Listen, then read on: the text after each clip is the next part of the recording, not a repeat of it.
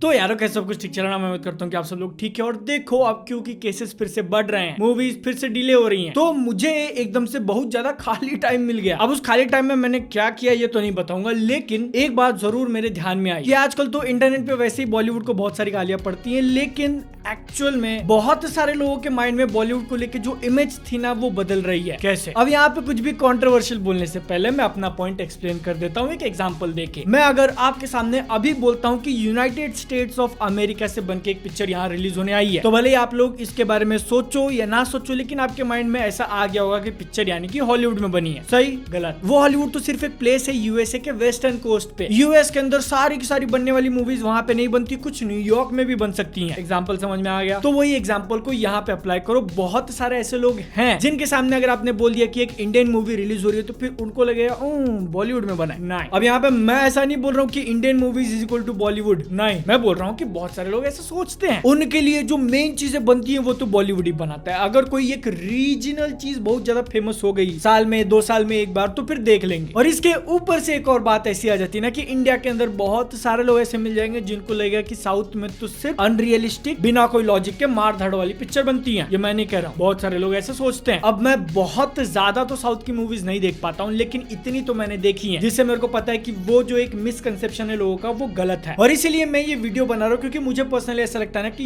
ये जो मेंटालिटी है बहुत सारे लोगों की वो शिफ्ट होने लगी है। और बॉलीवुड के बहुत बड़े बड़े लोग जो खुद एक टाइम पे सोचते थे कि इंडियन सिनेमा मतलब हम ही चेहरा है, ये चीज भी बदल रही है और एक दिन उल्टी भी हो जाएगी, हु नोज। जिस पॉइंट को प्रूव करने के लिए मैंने बहुत ही ज्यादा साइंटिफिक स्टडी की है। एग्जांपल ले लो, रिसेंटली रिलीज हुई पुष्पा और 83 मूवी का। पुष्पा मूवी के हिंदी वर्जन को जो सक्सेस मिला है ना वो तो किसी ने भी इमेजिन नहीं किया होगा, क्योंकि जनरली तो मूवीज के केस में ऐसा ही होता है कि पिक्चर अपने पहले दूसरे तीसरे दिन के अंदर बहुत ज्यादा कमाई करती है और उसके बाद कलेक्शन धीरे धीरे कम होने लगते हैं। पुष्पा नहीं, इसका डे 2 और डे 3 का जितना कलेक्शन था ना उससे ज्यादा इसने कमाया इसके 16th और 17th डे पे, 2 हफ्ते बाद। इसमें एक और चीज नोट करने वाली ऐसी है कि जो 16th और 17th डे की हम लोग बात कर रहे हैं ना उसका तारीख था 1 और 2 जनवरी, लेकिन उससे पहले दिल्ली के अंदर थिएटर्स क्लोज करने के ऑर्डर्स दे दिए थे। उसके बाद भी मूवी ने इतनी ज्यादा कमाई की, ऊपर से 3 घंटे की पिक्चर थी। और हाँ, अगर आप लोग यहाँ पे सोच रहे हो रिलीज होने के बाद इसको केजीएफ से बहुत ज्यादा कंपेयर किया जा रहा था, और अगर आप यहाँ पे सोच रहे हो कि केजीएफ का कलेक्शन क्या था, तो पुष्पा ने ऑलरेडी उसको क्रॉस कर लिया। ये सब होने के बाद भी और भी बहुत सारे इंपॉर्टेंट फैक्टर्स है जिनको कंसीडर करना बनता है। जैसे महाराष्ट्र का एग्जांपल ले लो, हिंदी मूवीज जितना भी कलेक्शन करती है ना उसका 30% महाराष्ट्र से आता है, जिसमें ऑलरेडी सीट सिर्फ आधी अवेलेबल थी, 50% बुक ही नहीं कर सकते थे। ऊपर से Pushpa movie all over India 17 दिसंबर को रिलीज हुई, लेकिन उसके एक दिन पहले स्पाइडरमैन नो वे होम, और उसने सिर्फ इंडिया के अंदर 200 करोड़ रुपए कमा लिए। उस स्पाइडरमैन नो वे होम के नीचे रह के भी पुष्पा ने इतना कलेक्शन कर लिया, मतलब तुम लोग सोचो कितनी बड़ी बात हो गई। और अब जब हम लोग कंपटीशन की बात ही कर रहे हैं तो फिर पुष्पा के एक दिन पहले स्पाइडरमैन आ गई और एक हफ्ते बाद 83। बॉलीवुड के इतने बड़े बड़े नाम थे उसके अंदर, रणवीर सिंह, दीपिका पादुकोण, ऊपर से क्रिकेट के ऊपर पिक्चर बनी है। और जब मूवी रिलीज हुई थी तो फिर उसको फेवरेबल रिव्यूज भी मिले थे, लोग अच्छी बातें बोल रहे थे। इतना सब कुछ अच्छा जाने के बाद भी 83 मूवी ने अब तक सिर्फ 97 करोड़ कमाए, जो कि एक इतनी बड़ी मूवी के लिए ऑब्वियसली कम है, जिसके पीछे बहुत सारे रीजंस दिए जा रहे हैं कि नहीं कोविड है, लॉकडाउन है, थिएटर्स पूरे नहीं खुले। और उसी सेम टाइम पे पुष्पा जो है इतने पैसे कमा रही है। और ये जो पुष्पा मूवी का सक्सेस है ना उसके ऊपर अल्लू अर्जुन ने खुद बोला कि उन्होंने भी नहीं सोचा था मूवी इतनी ज्यादा कमाएगी। वो लोग तो एक टाइम पे ऐसा सोच रहे थे कि पुष्पा मूवी का हिंदी वर्जन हम लोग रिलीज ही नहीं करेंगे, क्योंकि उसके हिंदी वर्जन को प्रमोट करने के लिए टाइम ही नहीं था उनके पास। और बिना प्रमोट किए अगर पिक्चर रिलीज कर दी तो फिर कितनी ही चलेगी, है ना। ये जो भी सारी चीजें आज हो रही है ना उसके पीछे एक और इंपॉर्टेंट फैक्टर है जो कि पिछले कुछ सालों से धीरे धीरे हो रहा है, बॉलीवुड की मेंटालिटी के अंदर शिफ्ट। वहां के प्रोड्यूसर्स ने जब एक बार डिस्कवर कर लिया ना कि छोटे बजट की मूवीज के अंदर कोई एक सोशल ड्रामा दिखा के कॉमेडी भर के हम लोग बहुत ज्यादा पैसे कमा सकते हैं, तो जो हर दूसरे तीसरे महीने कोई एक मसाला मूवी रिलीज करने के बदले वो लोग अभी कंटेंट पे फोकस कर रहे हैं, जिसकी प्राइमरी ऑडियंस मल्टीप्लेक्स वाली हो जाती है। पिक्चर के अंदर थोड़ा पैसा लगाओ, बहुत ज्यादा कमाओ, लो रिस्क हाई रिटर्न। लेकिन इंडिया के अंदर जो सिंगल स्क्रीन वाली ऑडियंस है ना उनको बिल्कुल भी इग्नोर नहीं किया जा सकता। इंटरनेट पे ये फालतू की वीडियोस डाल के हम लोग किसी भी मूवी किसी भी एक्टर का कितना भी मजाक उड़ा ले, रियलिटी यही है कि आज के टाइम पे भी मसाला मूवीज पैसा कमाती हैं। अब ऐसा नहीं है कि बॉलीवुड ने मसाला मूवीज बनाना ही बंद कर दिया, आज के टाइम पे भी वो लोग बनाते हैं, लेकिन वो बहुत बार हिट और मिस। अगर किसी मूवी जैसे कि एग्जांपल के लिए सूर्यवंशी ने सिंगल स्क्रीन और मल्टीप्लेक्स ऑडियंस दोनों को कनेक्ट कर दिया, फिर तो कमाई पलंग तोड़। लेकिन बहुत सारे केसेस में पिक्चर के अंदर चीजें ग्रैंड करने के लिए वो लोग रियलिटी दिखाना भूल जाते हैं। और यहाँ पे मेरे को ऐसा लगता है ना कि ये जो एक थोड़ा बहुत गैप क्रिएट हुआ है अच्छी मसाला मूवीज बनाने का, उसको फिल करने का रोल जो है ना वो साउथ इंडियन मूवीज पूरा कर रही हैं। और आज ये जो बॉलीवुड थोड़ा बहुत एक ट्रिकी सिचुएशन में फंसा है ना उसके लिए वो खुद भी रिस्पॉन्सिबल है। क्यों? क्योंकि अब यहाँ पे तुम ही लोग सोच के देखो कि 8 से 8-10 साल पहले ऐसी कितनी साउथ की मूवीज थी जो सेम डे थिएटर के अंदर अपना हिंदी डब्बे रिलीज करती थी, बहुत बहुत ज्यादा रेयर। नॉर्मली अगर कोई एक साउथ की मूवी बहुत ज्यादा पॉपुलर हो गई उस टाइम पे, तो उसका हिंदी डब वो लोग टीवी पे लगा देंगे या फिर यूट्यूब पे अपलोड कर देंगे, जिसके कारण ऐसे बहुत सारे लोग जो कि सिर्फ पहले हिंदी मूवीज देखा करते थे, वो लोग साउथ की मूवीज भी देखना एक्सप्लोर करने लगे। यूट्यूब पे आप जाके चेक कर लो कितनी सारी मूवीज जिनको 100 मिलियन से ज्यादा व्यूज गए हैं। अब यहाँ पे बॉलीवुड से जो एक बड़ी गलती है ना कि उन्होंने ये सारी चीजों को देखा और बोला कि हम जो है इसका रीमेक बनाएंगे, है ना। अब साउथ की मूवीज नॉर्थ के लोगों को भी पसंद आने लगी हैं, लेकिन उसका हिंदी डब तो थिएटर में रिलीज होता नहीं, तो वो हम करेंगे। और इसीलिए खुद का दिमाग लगाने के बदले वो जो है कॉपी पेस्ट करने लगे, जिसके कारण ये चीज एक उड़ता हुआ तीर बन गई और अब आगे चल के वो वापस लग भी सकता है, क्योंकि मूवीज लाइक बाहुबली, केजीएफ या फिर पुष्पा, इनके सक्सेस ने ना साउथ के प्रोड्यूसर्स को भी दिखा दिया कि अगर वो लोग अपनी मूवीज को हिंदी में डब करके रिलीज करेंगे तो फिर वहां पे भी अच्छा खासा पैसा कमा सकते हैं। और अगर ये चीज रेगुलर बेसिस पे होने लगी तो फिर तुम बताओ, तुम ओरिजिनल चीज देखने जाओगे या फिर उसकी सस्ती वाली कॉपी। मेरा कहने का मतलब था कि बॉलीवुड रीमेक। और ये सब होने के बाद बॉलीवुड जो एक मल्टीप्लेक्स ऑडियंस को टारगेट करने की कोशिश कर रहा है ना, वहां पे एक और बड़ा खिलाड़ी घुस चुका है, हॉलीवुड। वो जो है वो अलग ही मारे जा रहा है। तुम ही लोग सोच के देखो कि रणवीर सिंह जो कि यहाँ का इतना बड़ा सुपरस्टार है, उसकी पिक्चर 100 करोड़ क्रॉस नहीं कर पाई और बाहर की एक डब्ड मूवी 200 करोड़। अब इतना सब कुछ बोलने के बाद आप में से कुछ लोग ऐसे पॉइंट आउट कर सकते हो कि फिर भी तो साउथ की मूवीज डायरेक्टली बॉलीवुड को बीट नहीं कर पा रही। पुष्पा ने 72 करोड़ रुपए कमा लिए, लेकिन 83 जो मूवी है उसने तो 97 करोड़ रुपए कमाए। अभी भी वो आगे है। कुछ सालों पहले जो जीरो और केजीएफ का क्लैश हुआ था, उसके अंदर भी तो केजीएफ ने सिर्फ 44 कमाए थे और एक शाहरुख खान की पिक्चर ने 90 करोड़। अगर आप लोगों को ये कलेक्शंस देख के ऐसा लग रहा है ना कि आज के टाइम पे भी बॉलीवुड आगे है, तो फिर पुष्पा और केजीएफ के जो मैंने आप लोगों को कलेक्शन बताए वो सिर्फ उनके हिंदी वर्जन के थे। साउथ का उनका अगर प्राइमरी मार्केट